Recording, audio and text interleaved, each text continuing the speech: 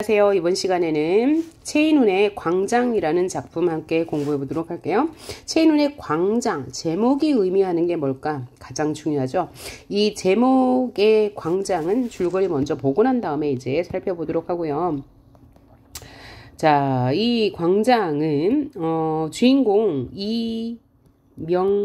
이명준이라는 사람이 남북 간의 이념의 갈등과 전쟁으로 인해서 겪게 되는 내면적 갈등, 아주 심한 갈등을 겪게 되고, 그로 인해서 6.25 전쟁이 끝난 후에 즉 포로로 잡혀 있다가 끝내는 중립국을 택하죠. 그래서 타고르호를 타고 가다가 자살하는 내용으로 끝나죠.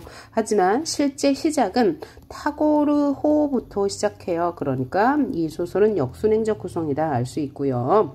자, 그러면 처음부터 이야기 진행 순서에 따라 한번 이야기를 정리해 봅시다. 맨 처음에 이명준은 남한에서 철학과를 다니는 대학생이었습니다. 그때 당시에 아버지도 살아 있었고요. 그 다음에 어머니도 살아 계셨죠. 그런데 1945년에 해방이 됐죠. 해방이 되면서 아버지는 월북하게 되고요. 어머니는 곧 돌아가시게 됩니다. 그런 후에 아버지는 북한에서 대남 선전 방송을 하게 돼요. 그래서 그 방송이 남한에 들렸겠죠. 그 일로 인해서 이명준은 경찰서에 2번이나 끌려가서 아주 심한 고초를 당하게 됩니다. 그러던 와중에 아버지가 월북하고 난 이후에 아버지의 친구로부터 경제적 도움을 받게 되고요. 아버지의 아들과 딸과 함께 지내다가 그 딸의 친구인 윤혜라는 여성을 소개받아요. 그래서 그와 사랑을 하게 되는데 그와 사랑이 진정한 사랑은 아니었다고 생각해요. 즉 사랑에 대해서 사랑에 실패하죠. 윤혜가 사는 곳은 인천이었는데 인천에서 어떤 사람의 도움을 받아서 밀항을 꿈꾸게 돼요. 왜냐하면 남한의 생활에 대해서 환멸을 느꼈기 때문인데, 그럼 남한의 생활은 어땠냐? 자, 남한은 광장이었고 밀실만 있다고 생각하는데요. 자, 광장이란 것은 공동체의 이념을 추구하는 동시에 바람직한 사회를 건설해야 하는 곳이잖아요. 우리 사회가요, 그곳을 광장이라고 표현했는데 실제로 보니 정치인의 이속만을 챙기고 실제로 선량한 시민들이 자신들의 이익을 위해서 뭔가 목소리를 낼라 하면 이 선량한 시민들의 목소리를 억압하고 또 그들을 약탈하고 범죄자로 몰아가는 곳이라고 이명준은 생각합니다. 그래서 광장, 진정한 광장이 없는 곳이다. 그러나 개인의 자유는 있다. 라고 생각하기 때문에 광장은 있고 밀실만 있다고 해요. 여기서 개인에게 밀실은 자유가 보장된 공간이죠. 그리고 정치인들에게 밀실은 자신의 사욕을 채우는 공간이라고 생각해요. 그래서 이 남한을 떠나 월북하게 됩니다. 자, 그래서 북한으로 갔습니다. 그래서 아버지를 찾아갔겠죠. 그런데 아버지는 적산가옥이란 이제 일제시대에 남겨진, 일제 잔해로부터 남겨진 그런 집을 말해요. 호화스러운 생활을 하고 있는데, 게다가 자, 그 아버지보다 20살이나 어린 여자를 부인으로 두고 그 부인을 하인처럼 부리고 있어요. 그래서 그러면서 실제 그 공산주의에서 표명하는 진정한 이상국가에 대한 생각은 전혀 없어요. 그래서 그런 와중에 이명준은 기자로서 일을 하게 되는데요. 기자로서 쿨호스라는 집단 농장을 취재하게 되는데 그 집단 농장에서 일하는 노동자들, 즉 북한 주민들을 굉장히 이제 헐벗고 아주 형편없는 생활을 하게 돼요. 그래서 그 사실을 기사로 내었더니 인민재판을 받게 되죠. 그래서 그 기자 일을 그만두고 막노동을 하게 되는데 그런 와중에 다리를 다치게도 되고요. 그러다가 은혜라는 운명의 여인을 만나요. 이 은혜는 무용수로서 아주 전도가 유망한 그런 무용수였습니다. 그런데 이 은혜가 이제 어떤 그 유학을 갈 기회가 있었습니다. 그리하여 이명주는 반대했겠죠. 하지만 은혜는 끝내 가버렸어요. 그래서 가버렸는데 그 와중에 또 전쟁, 6.25 전쟁이 발발했죠. 그래서 그 전쟁 소식을 듣고 윤회는 북한으로 다시 이제 오게 되고요. 이명주는 북한 측 장교로서 6.25 전쟁에 참전하게 돼요. 그리고 은혜는 간호사로 자원하여서 이명주를 만나게 되죠. 그래서 그들은 굴 속에서 매일 만나며 사랑을 키워갑니다. 그러는 와중에 은혜는 임신을 하게 되고 그 임신한 딸과 함께 죽음을 맞이하게 돼요. 그리고 바로 이명주는 남한의 포로로 잡히게 되죠. 그런 와중에 이제 뭐가 돼요? 정전이 되죠. 그래서 6.25 전쟁이 일단락 이렇게 휴전 상태에 들어가요. 그래서 이 이명주는 석방 포로로 잡히게 됩니다. 그럴 때 남북한 장교들이 서로 남한 측, 북한 측으로 오라고 회유하게 되죠. 그러나 그는 끝내 남한, 북한 모두 선택하지 않아요. 왜요? 자, 남한은 밀실만 있고 북한은 광장만 있기 때문이죠. 여기서 광장이란 공동생활을 말하는 거고요. 자유는 전혀 없는 곳이죠. 그래서 이 북한은 자유는 전혀 없고 광장으로 대표되는, 그러니까 자유는 밀실이 되는 거죠. 광장으로 대표되는 공동의 이념만 있는데 이 공동의 이념도 역시 명준이 생각하기에는 변질된 이념이었죠. 그래서 중립국을 선택하게 되는데요. 탁오로호를 타고 중립국으로 가던 중에 바다 위에 갈매기들을 보고 은혜와 딸이라고 생각하고 투신하게 됩니다. 왜냐하면 이 바다야말로 진정한 이상적인 세계라고 느꼈기 때문이에요. 바다는 보면 광장도 있죠. 드넓잖아요. 그렇죠? 그러나 바다 밑에 물고기 떼들이 노니는 것, 혹은 바다 위에 갈매기 떼들이 자유롭게 노닐 수 있잖아요. 그래서 광장과 밀실이 조화된 세계를 바다라고 보았기 때문에 바다에 투신했을 수도 있고요. 혹은 이 갈매기 떼들이 처음부터 탁오로호를 따라왔거든요. 그래서 그 따라온 갈매기 떼들을 그죠? 자신의 분신인 딸과 은혜를 생각하고 그들이 있는 곁으로 갔다라고 해석을 하셔도 될 것 같습니다. 자, 이런 전체적 줄거리를 가지고 있는데 여기 지학사 교과서에서는 지금 일부분만 나왔습니다. 그 일부분이 바로 회유하는 장면이에요. 북한 장교가 회유하는 장면, 또 남한 장교가 회유하는 장면이 나오는데요. 그럴 때 이제 문제화 될 것은 바로 뭐겠어요? 그들의 말하기 방식일 거예요. 자, 북측 장교는 일자리를 제공하겠다, 영웅 대접해주겠다, 보복을 하지 않겠다. 여기서 보복이란 어떤 의미예요? 자, 포로로 6.25 전쟁 당시에 전쟁 포로로 잡힌 것이 이제 북한의 입장에서 보면 달갑지 않은 일이겠죠. 그에 대한 뭐 보복을 하지 않겠다, 이런 현실적인 이유를 들어서 이명준을 설득하고요. 남측에서는 너는 이제 남한 사회는 자유가 보장되는 사회 아니냐. 하지만 남한도 지금 이제 이 과도기적으로 어떤 문제가 있다. 그 문제는 빈부격차와 정치적 혼란 같은 것이 있음을 인정한다. 그러나 나라를 사랑하는 마음으로 남한에 와달라.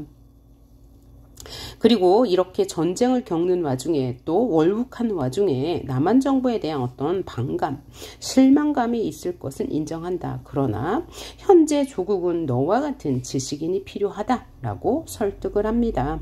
이런 전체적인 맥락 알아두셔야 되겠고요. 자, 그럼 교과서에 있는 지문 한번 살펴보도록 할게요. 자, 앞부분 전체 줄거리 요약된 부분 볼게요. 해방 후 평범한 대학생이었던 명주는 월북한 아버지 때문에 기관에 끌려가 고초를 받게 되어 그저 2번이나 이제 신문을 당하고 인격적 모독을 받게 되죠. 자, 부패한 자본주의와 방탕한 자유만 존재하는 남한 사회에 환멸을 느낀 명주는 자, 3인칭 전주적 작가 시점이니까 명준의 심리를 그대로 보여주네요. 자, 부패한 자본주의는 뭘 말해요? 이제 정치인들의 이기적인 행태를 말하겠죠? 자, 사회 구성원들이 그죠? 공동의 이념을 추구하면서 바람직한 사회를 건설해야 함에도 불구하고 선량한 시민들이 광장으로 나와 뭔가 요구를 하면 정치인들이 자신들의 입속에 따라서 이 선량한 시민들을 억압하고 약탈하고 범죄자 취급하는 이런 사회는 부패한 자본주의죠. 그 다음에 방탕한 자유란 이제 뭔가 절제 없는 자유를 누리는 걸 말해요. 그렇게 하는 남한 사회의 환멸을 느낀 명주는 이상적인 삶을 찾아 월북하겠죠. 자, 그러니까 이런 것이 없는 사회, 부패한 자본주의와 방탕한 자유가 없는 사회를 꿈꾸면서 월북을 하게 돼요. 그러나 북한은 이념에 의해 인간다운 삶이 억압됐어요. 즉 밀실이 없어요. 개인적인 자유도 없고 최소한의 생계도 굉장히 힘든 상태로 자유가 철저히 억압된 곳, 자유가 억압됐어. 그러니까 밀실이 없는 거죠. 그죠? 인간다운 삶이 억압됐어. 밀실이 없는 거예요.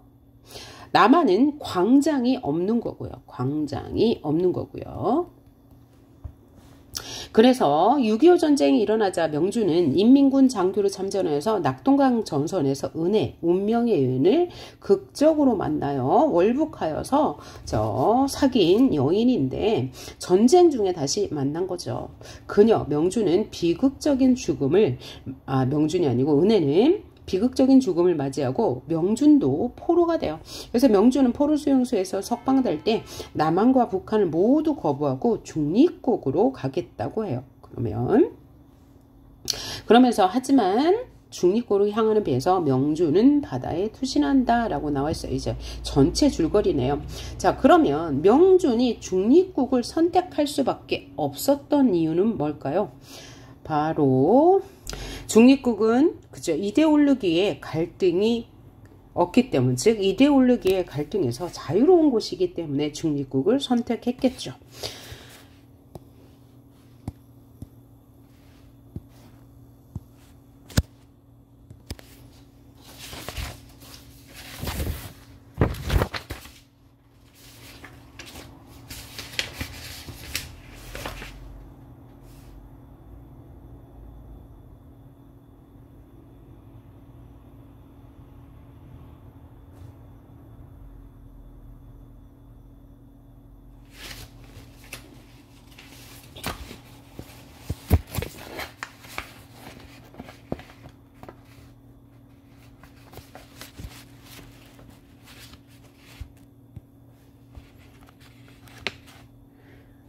자, 계속 이어서 봅시다. 중립국. 중국 대표가 날카롭게 뭐라 외쳤다. 설득하던 장교는 증오에 찬 눈초리로 명주를 노려보면서 내뱉었다. 자, 그러면 중국 대표니까 여기는 북측 대표.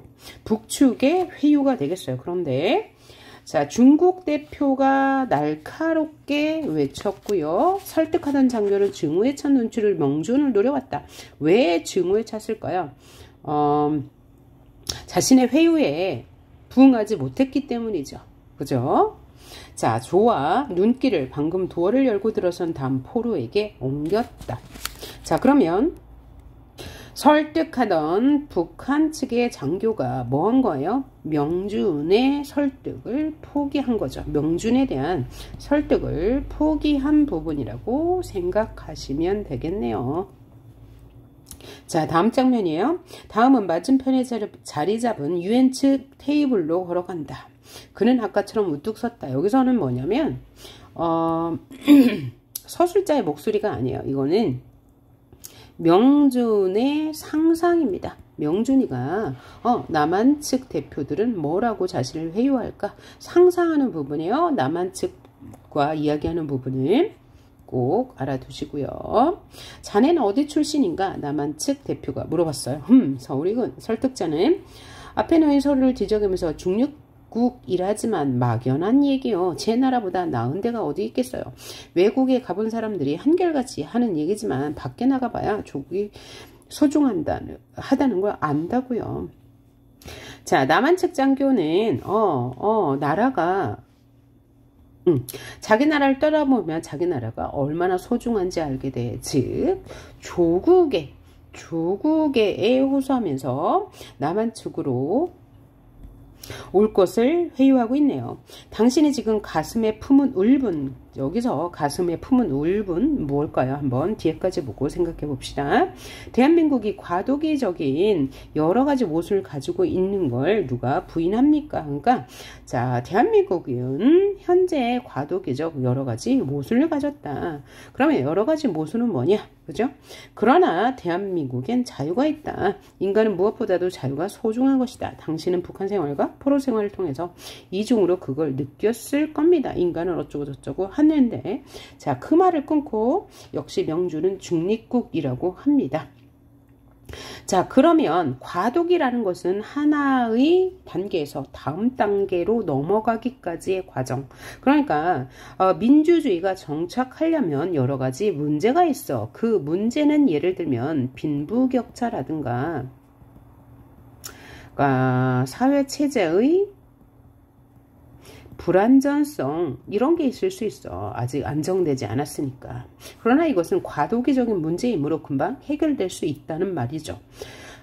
그리고 가슴에 품은 울분은 뭐예요? 남한에 대한 실망감인데 그 실망감은 언제 겪었습니까? 아버지가 월북해서 대남 선전 방송을 할 때 끌려가서 고초를 당했던 것, 그것에 울분을 가지고 있어요. 자, 그러면 이 남한 측의 설득 방식은 처음에는 조국에 호소했다가 그 다음에는 당신의 심정을 이해합니다. 계속 감정에 호소하고 있네요. 그러면서 남한은 문제가 있다는 걸 알아요. 그런데 남한에는 자유가 있지 않습니까? 남한에 있는 자유의 장점을 들어서 상대를 설득하고 있네요. 자, 다음을 보면 강요하는 것이 아닙니다. 계속 남한 장교의 말이에요.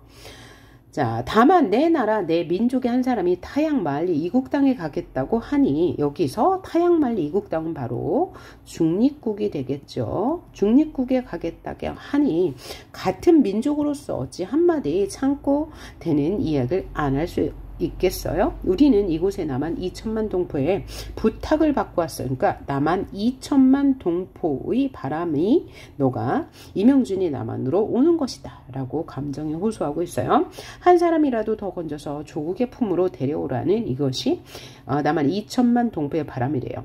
같은 민족으로서 지니는 민족애를 들어서 호소하고 있네요.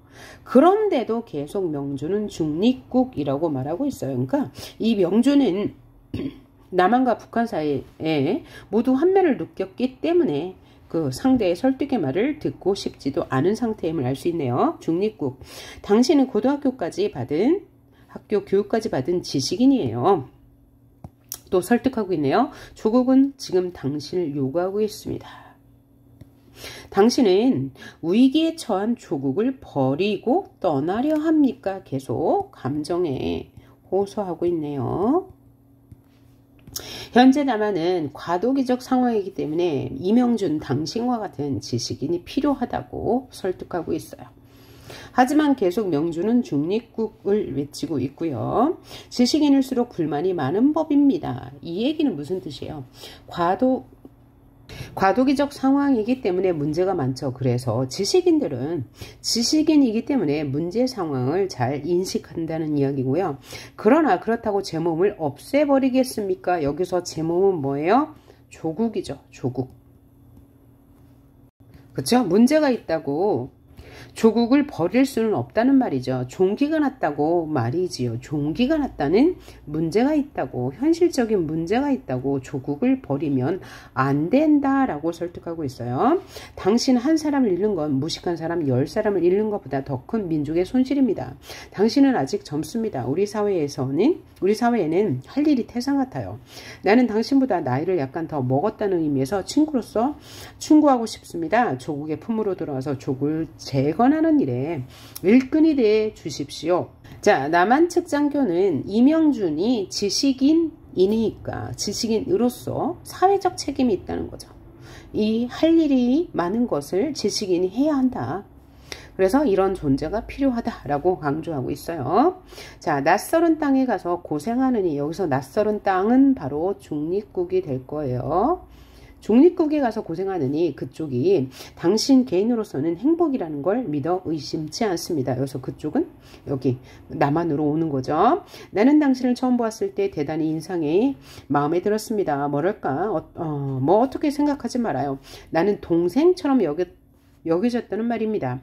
만일 남한에 오는 경우에 개인적인 조력을 제공할 용의도 있습니다. 어때요? 자, 그랬더니 명주는 고개를 쳐들고 반듯하게 된 천막 천정을 올려다보았다. 역시 마음을 바꿀 의지가 없다는 거죠. 어떤 회유도 관심이 없다는 말이에요.